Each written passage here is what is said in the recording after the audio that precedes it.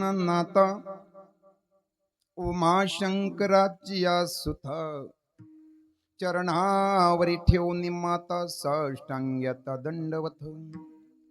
दुसरी वंदू शारजा जे चतुर ननाची आत्मजा वाक सिद्धी पाविजे सहजा तिच्या चरणोजा दंडवत. आता वंदू देव ब्राह्मण ज्यांचे निपुण्य पावन प्रसन्न हो निसृती जन तया माजन मन दंडवत. आता वंदू रंग भूमिका कीर्तनी उभे होती जे लोका टाळ मृदंग श्रोते देखा तया माझी नमन दंडवत. ऐसे नमन करुणी सकळा हरिकथा बोले बोबडिया बोला अज्ञान म्हणून या पोल्या बाळा चालवी सकळा नामा म्हणे. पांडुरंगा करू प्रथम नमन पांडुरंगा करू प्रथम नमन पांडुरंगा करो प्रथम नमन पांडुरंगा करो प्रथम नमन पांडुरंगा करू प्रथम नमन पांडुरंगा करू प्रथम नमन पांडुरंगा करो प्रथम नमन पांडुरंगा करो प्रथम नमन. दुसरे चरण संताचिया दुसरे चरण संताचिया त्यांच्या कृपादाने कथेचा विचारू त्यांच्या कृपादाने कथेचा विचारू त्यांच्या कृपादाने कथेचा विचारो त्यांच्या कृपादाने कथेचा विचारो पांडुरंगा करो प्रथम नमन दुसरे चरण संताची या दुसरे चरण संताची या पांडुरंगा करो प्रथम नमन दुसरे चरण संताची या दुसरे चरण संताची या. पांडुरंगा करू प्रथम नमन दुसरे चरण संतांचिया त्यांच्या कृपादाने कथेचा विस्तारू बाबाजी सद्गुरुदास तुका जयांचे केलिया स्मरण होय सकळ विद्याचे अधिकरण तेची वंदो श्री चरण श्री गुरूंचे ते नमस्कारुणी आता शरण शरण हनुमंता तुम्हालो रामदूता. कीर्तन रूपी सेवेकरता निवडलेला अभंग जगद्गुरु तुकोबरा यांचा नसून जे महाराष्ट्राचे नवे नव्हे तर वारकरी संप्रदायाचे शांती ब्रह्माशी पदवी प्रदान केलेले एकनाथ बाबा यांचा 4 चरणाचा अभंग आहे. विठाला विठाला विठाला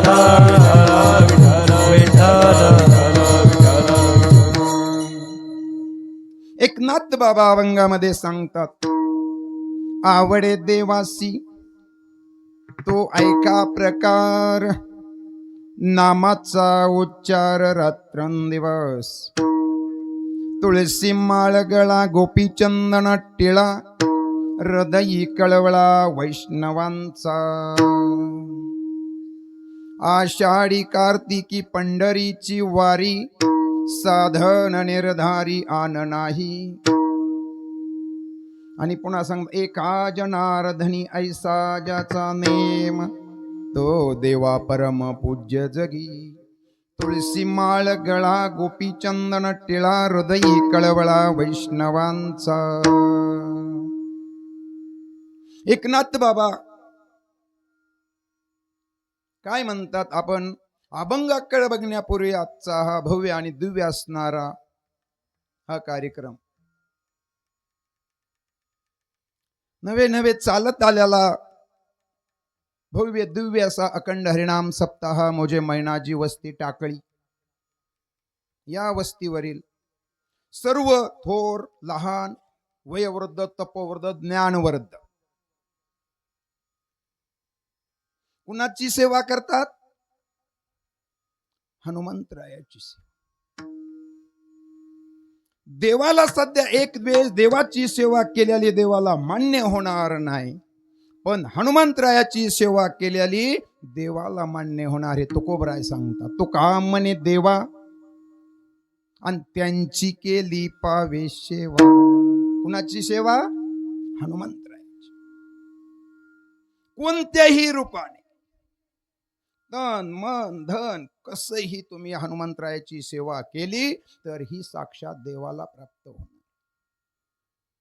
तुम्ही म्हणताल कसं? एकनाथ बाबांचं आणि हनुमंतरायाचं कनेक्शन कसं ह्या ठिकाणी? आपण बघण्यात तिकडे जाण्याच्या अगोदर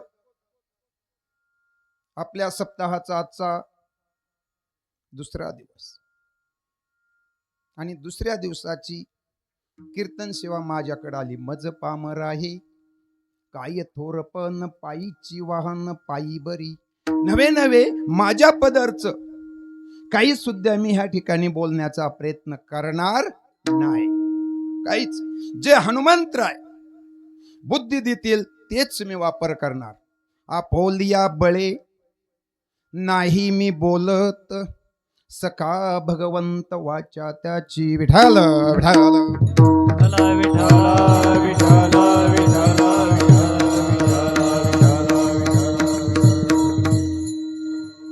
आपल्या सप्ताहासाठी आलेले नवीन बाहेरगावून आले पाहुणे मंडळी, आपले उत्कृष्ट असे मृदंगाचार्य सोमनाथ महाराज मुंडे,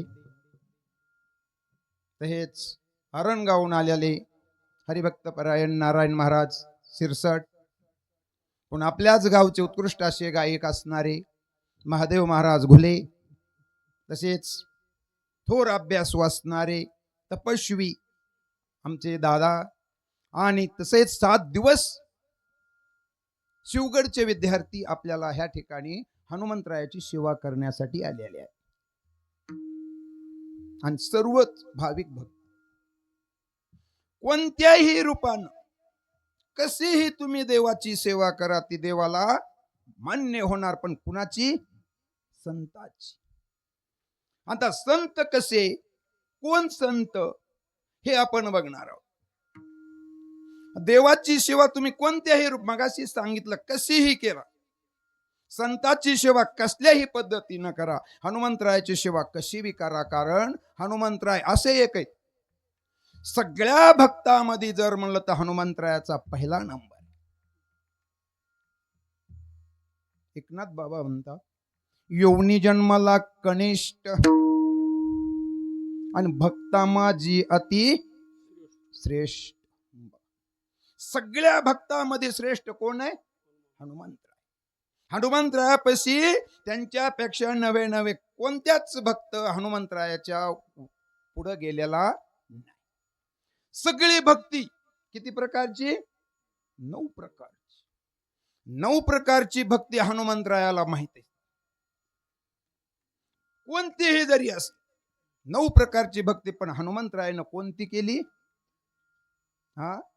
दास्य भक्ती केली. दास्यत्व निकाट हनुमंते पै केले मनोनी देखिले रामचरण मनोनी देखिले रामचरण. दास्यत्व निकट हनुमंते पै केले मनोनी देखिले रामचरण मनोनी देखिले रामचरण. दास्यत्व निकट हनुमंते पै केले दास्यत्व निकट हनुमंते पै केले दास्यत्व निकट हनुमंते पै केले दास्यत्व निकट हनुमंते पै केले. हो दास्यत्व निकट हनुमंते पै केले मनोनी देखिले रामचरण मनोनी देखिले रामचरण. दास्यत्व निकट हनुमंते पै केले मनोनी देखिले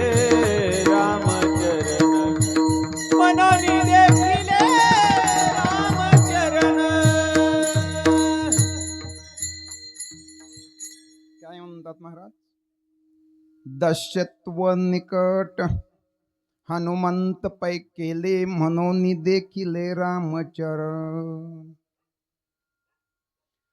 9 प्रकारच्या भक्तीपैकी दास्य भक्ती हनुमंतरायाने स्वीकार केली. त्यांना 9ची 9 माहित आहे.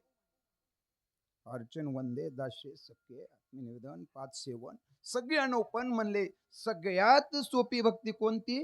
दास्य. कुणी सांगितलं की काम करायचं, काही बी मागितलं आणून द्यायचं. हे कुणी स्वीकार केला? हनुमंतरायानं. आणि सगळ्यात जवळ रामाच्या कोण राहिलं? हनुमंतराय. म्हणून देखिले रामचरण. तसेच आपल्या ह्या ठिकाणी आलेले गोपीचंद बाबांचे सुपुत्र विष्णुभाऊ महाराज हे सध्या ह्या ठिकाणी उपस्थित आहेत. त्यांचं सध्या आमच्या वस्तीवर आल्याबद्दल भाऊचं सध्या ह्या ठिकाणी आभारी. तसेच हनुमंतरायाची काय? दास्य सेवा. आणि त्याच दासाचं जर आपण सेवा केली तर काय होईल? तुकोबराय म्हणतात, नवविधा काया बोलिले जे भक्ती द्यावी माझ्या हाती संतजनी. 9 प्रकारची भक्ती आहे. पण फक्त हनुमंतरायाने दास्यत्व स्वीकारलं आणि तेच म्हणले मी तुम्हाला शरण आहे. म्हणून म्हणता शरण शरण हनुमंता तुम्हा आलो रामदूता. तुम्हाला सगळं माहिती काय भक्तीच्या त्या वाटा आणि मज दावाव्या सुभाटा. हनुमंतराय सगळा भक्तीचा मार्ग तुम्हाला माहित आहे, पण मला सुभटा म्हणजे मोकळा कोणता आहे तर ते मला दाखवा म्हणतात. मग हनुमंतराय म्हणले तुकोबराय सगळ्या भक्तीचा मार्ग मोकळा म्हणतात, पण मीच स्वतः अवघड भक्तीमध्ये गेलेलो नाही. कोणती भक्ती? दास्यत्व. फक्त सेवा करायची हेच काम मी स्वीकारलेलं आहे. आणि म्हणून प्रभू रामचंद्राचं चरणाजवळ मला जागा आहे असे हनुमंतराय. आता मगाशीच आपण बोलून गेलो हनुमंतरायाचा आणि एकनाथ बाबांचा काय संबंध. अभंग कुणाचा? एकनाथ बाबांचा. अन्न हनुमंतराय काय? आता रामायण तर सर्वांनी ऐकले बरोबर.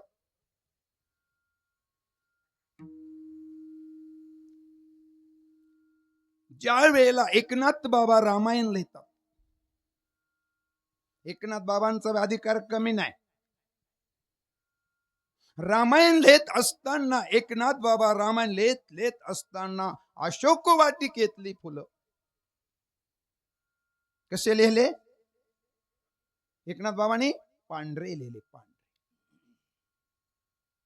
पांढरे सगळ्यांनी रामायण ऐकलं बरं का. पांढरे फुलं एकनाथ बाबांनी लिहिल्यानंतर त्या ठिकाणी हनुमंतराय प्रगट झाले. कुठं? पैठण मध्ये, एकनाथ बाबांच्या वाड्यामध्ये प्रगट झाले. बाबा एकनाथ बाबा बस करा रामायण लिहायचं. कोण म्हणताय? हनुमंतराय प्रगट झाले आणि म्हणतात ते रामायण चुकीचं लिहू नका. काय झालं? दर्शन घेतलं हनुमान. नाही म्हणले हे मला मान्य नाही. अशोक वाटिकेमध्ये तुम्ही गेलतात का? मी. कोण गेलत? एकनाथ बाबा गेलते का हनुमंतराय? हा हनुमंतराय गेले. आणि तुम्ही ह्या ठिकाणी फुलं कसले लिहिलेत? पांढरे फुलं. हे मान्य आहे का? नाही. मी स्वतः म्हणले तिथं गेलो अशोक वाटिकेमध्ये. आई साहेब सीतादेवीचं दर्शन घेतलं, त्यांना संवाद साधला आणि मी तिथून पुन्हा इकडे प्रभू रामचंद्रांना निरोप दिला. स्वतः फुलं मी बघितलेत म्हणले. फुलं पांढरे नाहीत. कोण म्हणताय? हनुमंतराय. एकनाथ बाबा नाही म्हणतात. काय बी असलं तरी मी बदल माझ्या मुखातला शब्द निघलाय. कारण मी म्हणले आतापर्यंत एकही शब्द चुकीचा लिहिलेला नाही आणि मी हे शब्द महागारी घेऊ शकत नाही. हनुमंतराय म्हणले मी पुढचं तुम्हाला लिहू देणार नाही. हे पहिला शब्द काढून टाका. फुलं तिथं कसले करा? लाल फुलं करा.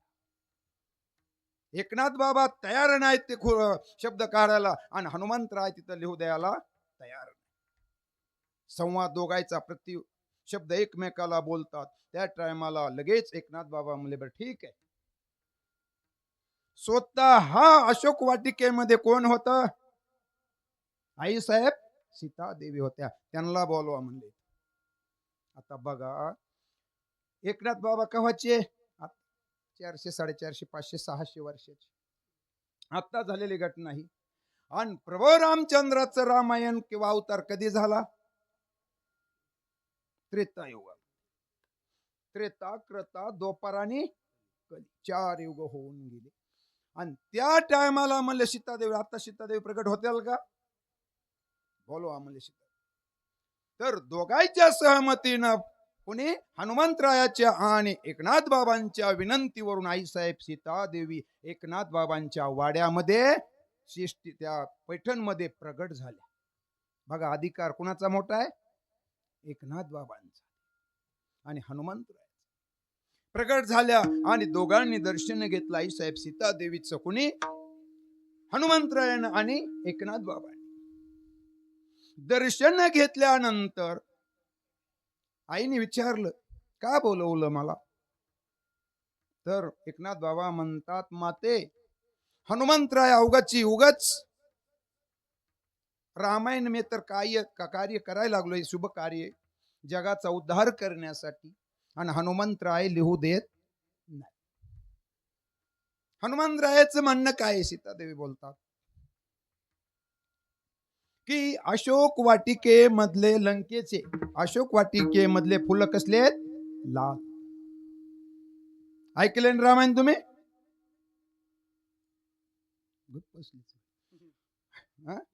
अशोक वाटिके मधले फुलं लाल आहेत. हनुमंतरायाचा संवाद. आणि एकनाथ बाबा तुम्ही काय सांगतात? अशोक वाटिके मधले फुलं पांढरे. सांगा म्हणले. आता लिहायचंय रामायण का नाही? का इथंच बंद करू? कोण म्हणतात? एकनाथ बाबा. त्या टायमाला हनुमंतरायाला जवळ बोलावलं. कुणी? आई साहेब सीतादेवीनी. आणि डोक्यावर हात ठेवला. हनुमानजी एवढं काही गडबड करू नका, शांत घ्या थोडं. मग शांत हनुमानजीला केलं. म्हणतात कोण म्हणतात? आई साहेब सीतादेवी म्हणतात, हनुमानजी तुम्ही ज्या वेळेला लंकेमध्ये शोध घेत घेत लंका विध्वंस करून अशोक वाटिकेमध्ये आलतात, त्या टायमाला तुमचे डोळे कसले होते? लाल झालेले होते. लाल लाल डोळे झाल्यामुळे तुम्हाला फुलं कसले दिसले? लाल फुलं दिसले. फुलं कसले तिथले? पांढरेच फुलं. एकनाथ बाबांनी लिहिलंय ते काही सध्या चुकीचं नाही. आणि मग सीतादेवीने सांगितल्यानंतर हनुमंतरायाने कुणाचे पाय धरले? आई साहेब सीतादेवीचे. ठीक आहे आई, चुकलं माझं. मग अधिकार कुणाचा मोठा? एकनाथ बाबाचा. भानुदासाच्या कुळी महाविष्णूचा अवतार. म्हणजे साक्षात कोण आहे ते? प्रभू रामचंद्र, भगवान विष्णू. आणि मग चुकीचं लिहितील का? नाहीत लिहिलं. आणि मग तिथून पुढे कनेक्शन हनुमंतरायाचं. जर हनुमंतरायाचं पात्र काढून टाकलं रामायणामधलं तर काय आहे का शिल्लक? काहीच शिल्लक राहणार काहीच. आणि जो आपण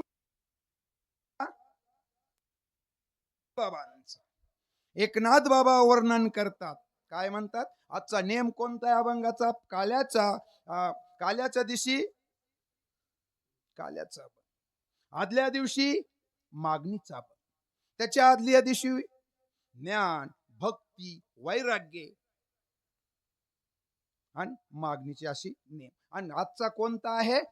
वर्णन, रूप आणि नाम. या अभंगामध्ये तिन्हीचा संगम आलेला आहे. विठाला विठाला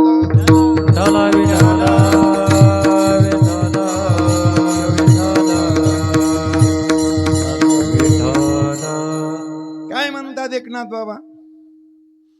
आवड दाखवली एकनाथ बाबांनी. पहिला शब्द काय वापरला? आवड. आता आवड कोणची? कुणाला रूपाची आवड आहे, बरोबर? कुणाला वर्णनाची आवड आहे, कुणाला नामाची आवड. मग संतांनी आपापल्या भाषेमध्ये सगळ्यांनी सांगितलं. कुणी काय म्हणतात? लाचावले म्हणा किंवा कुणी म्हणतात आवडे हे पाहता लोचना सुख आवडे. किंवा आवडीने भावे हरिनाम गास. मग ह्या टायमाला एकनाथ बाबा म्हणतात आवड दाखवली ह्या टायमाला. मग आवड नेमकी आपल्या सर्वांना ह्या ठिकाणी आलो. आवड कोणती? माझे मनीची आवडी माझे मनीची आवडी आवडे माझ्या मनीची आवडे आवडे माझ्या मनीची आवडे आवडी माझे मनीची आवडी आवडी माझे मनीची आवडी हो माझ्या मनीची आवडे आवडे माझ्या मनीची आवडे पंढरपुरा नेईल गुडी पंढरपुरा नेईल गुडी पांडुरंगी मन रंगले पांडुरंगी मन रंगले ओ पंढरपुरा नेईला गुडे पंढरपुरा नेईला गुडे पांडुरंगी मन रमले रमले पांडुरंगी मन रमले माझे मनीची आवडी पंढरपुरा नेईल गुडी पंढरपुरा नेईल गुडी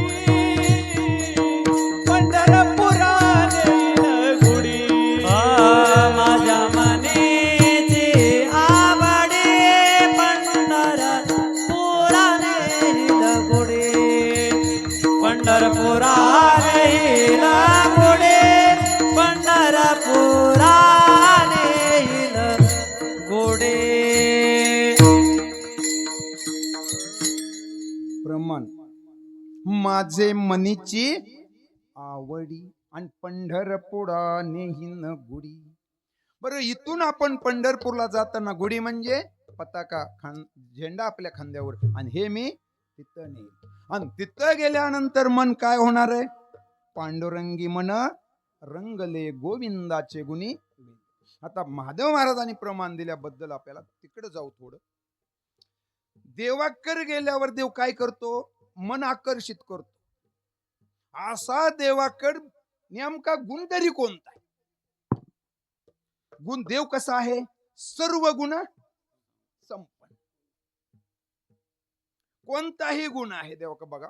रूपात बी आहे, नामात बी आहे, वर्णनात बी आहे. कोणताही देवाकड गुण आहे. आपण थोडं बघू बघा. देवाकड गुण किती? सर्व गुण संपन्न. पैत संतांनी किती दाखवले? 6. ज्ञानोबराय म्हणतात ऐका एश श्री औंधर्य ज्ञान वैराग्य ऐश्वर्य हे साही गुणवर्य वसती जेत म्हणून तो भगवंतो. आता बघा 6 गुण आपण इथं ह्या ठिकाणी संतांनी 6च घेतले. गुण तर तसे देवाचे अनेक आहे. गुण 6च पण कोणता? पहिला गुण यश. ऐका एश श्री म्हणजे आणि औंदर्य 3 गुण झाले. पुन्हा ज्ञान वैराग्य आणि ऐश्वर्य हे 6 गुण झाले. पहिला गुण यश. देवाकडे सर्व गुण आहेत पण देवानं काय केले? लोकाली वाटून. बरोबर? देवानं वाटून पहिला गुण दिला कुणाला? ह्या बाबाला दिला. हा यशे थोरविला मारुती. दुसरा गुण दिला बिभीषणाला. श्री नावाचा गुण म्हणजे बिभीषण केला लंकापती. आणि तिसरा गुण दिला औधर्य देवनी कर्णाहती दिगंतरी मिरविला. बरोबर? हे 3 गुण. हे एक सध्या गुण जर देवानं स्वतः तुम्हीच मानतात सर्व गुण संपन्न देवाक यश नावाचा गुण आहे. आणि यश नावाचा गुण असल्यावर देवाला अपयश या पाहिजे का? यश या पाहिजे. हा यश या पाहिजे का नाही? बरोबर? यश याच पाहिजे पण देवाला अपयश आलं. अपयश आलं का? यश आलं का सांग, गुंत मोप देवा, पण अपयश आलं देवाला. कुठं? कौरव पांडवाच्या शिष्टाईमध्ये देव गेले आणि देवाला अपयश आलं. नवीन नवीन किती वेळेस आलं बरं, एकदा जाऊ द्या, एकदा येईल. माणूस काय म्हणतो, एकदा पुन्हा डबल बघू, बरं टिबल 3 वेळेस देवाला अपयश आलं. अपयश स्वतः गुण यश नावाचा, पण देवाला अपयश आलं. पहिला सुट अपयश कुठं आलं? कौरव पांडवाच्या शिष्टाईमध्ये शिष्टाई करता आली नाही, देवाचं कुणी सुद्धा ऐकलं नाही. दुसरा गुण, देवाला पळून पळून जावं लागलं. कुणाच्या भेनं? काळवणाच्या भेनं. दुसरा. आणि तिसरा गुण, देवाला यश आलं नाही, स्वतः हा देवाला गर्व झाला आणि पाण्यामध्ये दगड टाकला आणि पाण्यामध्ये दगड बुडाला. आला का? स्वतः हा देवानं समजा काय झालं, गुण वाटून टाकले आणि त्या लोकांनी चांगले सांभाळले. उदाहरण, एखाद्याचं आपण काही मागून आणल्यावर आपण त्याची मोडतोड हो देतो का? आणि ज्याच्या काय ते हिंमत करीत नाही. आणि ते काय झालं, देवाला यश 3 वेळेस अपयश आलं. ह्याचं कारण असं की देवाला काय करायचं होतं, जे गुण भक्तांना दिले तेच भक्ताचं चरित्र वाढवायचं होतं. म्हणून स्वतः अपयश देवानं स्वतः घेतलं आणि यश कुणाला दिलं? भक्तांना दिलं. का दिलं बघा?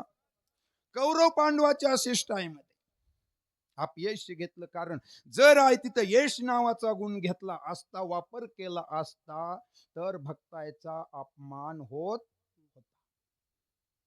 भीमाची प्रतिज्ञा, द्रौपदीचं वस्त्रहरण तिथं होत होतं. पुन्हा जर त्या टायमाला जर यश नावाचा गुणाचा देवानं अपयश घेतलं नसतं, तर हे महायुद्ध होत नव्हतं. काळेवनाला तिथंच मारलं असतं, तर काळेवनाचा वध कुणाच्या हाताने होता? मुचकुंद राजाच्या हाताने होता. मग ते सध्या वरदान व्यर्थ जात होत. तिथं बी देवानं अपयश घेतलं आणि तिकडं लंकेवर जाताना देवाच्या नामामध्ये तर सगळं यशच आहे ना, पण स्वतः म्हणले का की माझ्याच नावावर सगळं चलतंय. हे सध्या देवाने त्या ठिकाणी म्हणले, वाण्य राहती लंका आणि घेवविली म्हणे तो का. स्वतःला देवाला बाण मारला, एक इशिका नावाचा बाण मारला तर कावल्याच्या मागे जातो, आणि इथं हे होतंय. पण नाही, वाण्य राहती लंका न घेवविली म्हणे तो का. बघा हे गुण झाले. पुन्हा अर्जुनाला एक गुण देऊन टाकला. कोणचा? ऐश्वर्य गुण. अर्जुनाचा ऐश्वर्य म्हणजे ह्या महाभारताच्या युद्धामध्ये सगळ्यात श्रेष्ठ धनुर्धर कोण केला? अर्जुन केला. वैराग्य दिला कुणाकड? शुकाचार्य महाराजाकडे. आणि ज्ञान कुणाकडे दिला? ज्ञाने उपदेशिला चतुरानन, म्हणजे ब्रह्मदेवाला उपदेश केला. हे 6ची 6 गुण आहेत, हे वाटून टाकले भक्तांना आणि भक्तांनी त्याचा उपयोग केला. बरोबर? हे झाले 6 गुण. आता रूपाचं वर्णन बघ. आवडे हे रूप गोजरे पाहता लोचन सुखावले. आता रूपाचं वर्णन जर केलं, आता सगळ्यांनी रामायण ऐकले डोकबाबांच्या मुखात. बरोबर? महिला मंडळ ऐकलंय ना? आता तुम्ही नाव सांगायचं, मी त्यांचं वर्णन करतो. रामायणामध्ये 4 जणी.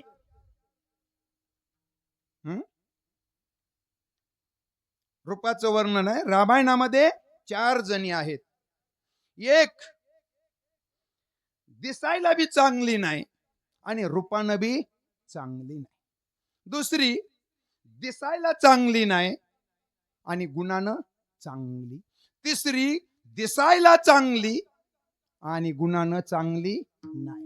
आणि चौथी दिसायला बी चांगली आणि गुणानं बी चांगली. विठाला विठाला विठ्ठल विठ्ठल विठ्ठल. किती? 4 जणी. कोण आहेत? महिला मंडळ. डोक बाबाच्या मुखातलं रामायण ऐकलं ना तुम्ही? बरोबर आहे ना? 4 जणीत अजून डबल एकदा सांगतो. पहिली दिसायला बी चांगली नाही आणि गुणाला बी चांगली नाही. दुसरी दिसायला चांगली नाही आणि गुणाला चांगली. तिसरी दिसायला एकदम सुंदर आहे आणि गुणाला चांगली नाही. आणि चौथी दिसायला सुंदर आणि गुणालाही सुंदर. एकीच तरी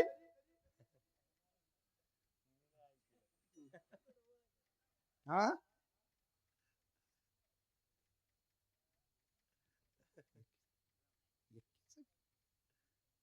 एकानं तरी हा बघा बघा हा बघा काय एक आता सांगतो, मी सांगतो, जाऊ द्या. पहिली दिसायला चांगली नाही आणि गुणाला चांगली नाही, ही कोण?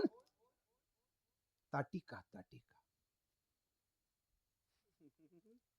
ताटिका. हं? बघा तिचं दिसायला क्रूप आणि गुण तिचं यज्ञ विध्वंस करून टाकायची. बरोबर आहे. विध्वंस करायचं, तिचं गुण बी चांगलं नाही आणि रूप बी चांगलं नाही. ही ताटिक, ही कोण? ताटिका. लक्षात ठेवा. दुसरी दिसायला चांगली नाही आणि गुणाला एकदम चांगली, कोण? त्रिजटा. त्रिजटा. सीतामाईचा उपदेश, आई साहेब सीतादेवीला उपदेश करणारी, फक्त दिसायला चांगला पण गुणाला, ह्याला म्हणतात त्रिजटा. तिसरी दिसायला सुंदर आहे, कोण? कैकेयी. दिसायला सुंदर आहे आणि त्या सुंदरपणामध्येच रामाला 14 वर्ष वनवास आणि दशरथाला स्वर्गवास. विठाला विठाला विठ्ठल विठ्ठल विठ्ठल विठ्ठल. सुंदर आहे दिसाय काही, पण गुण सुंदर आहे दिसायला, महाराणी आहे दशरथ रायाची, पण गुण तिचं काय आहे? 14 वर्ष वनवास रामाला केला आणि दशरथाला मरावं लागलं. हे गुण तिचे. हे कोण? कैकेयी. आता चौथी बघा कोण आहे? सीता. दिसायला सुंदर आणि गुणानं एकदम रूपवती आणि गुणवती. हेच लक्ष्मी मातेचं. आता झालं, आता जाता जाता पुढचा विषय एक आला. रामायण घडलं कशासाठी? निस्त पितृवचन सेवापती. आता वचन रामाला आहे, बरोबर आहे ना? कुणाचं? राजा दशरथाचं. आई साहेब सीतादेवीला कुणाचं वचन आहे?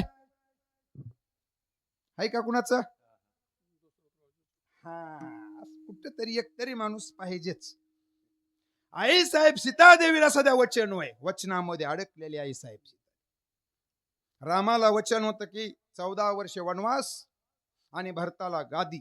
आणि सीतादेवीचं वचन बघा, स्वतः दशरथ राजानं सांगितलं, बाळा मला वचन दे एक. कोणतं वचन? तर बघा,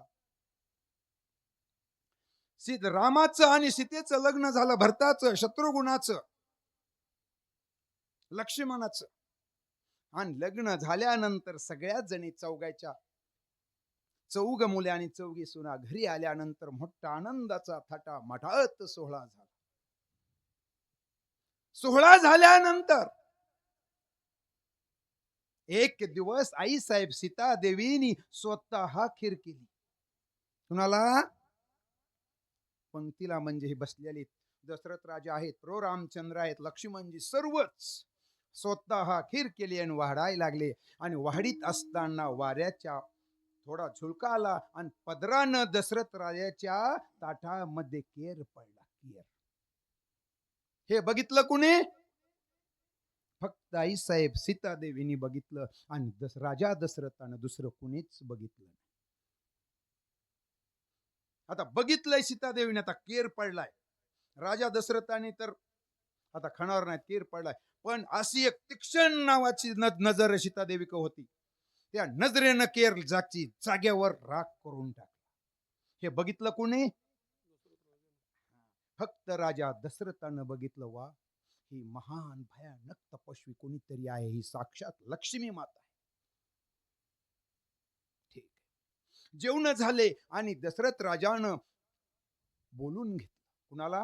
आई साहेब सीतादेवीला बोलून घेतलं. आली सीता, दर्शन घेतलं. कुणाचं? राजा दशरथाचं दर्शन घेतलं आणि सांगितलं, बाबा काय आज्ञा आहे? कुणालाच माहित नाही, फक्त दोघाले माहित आहे.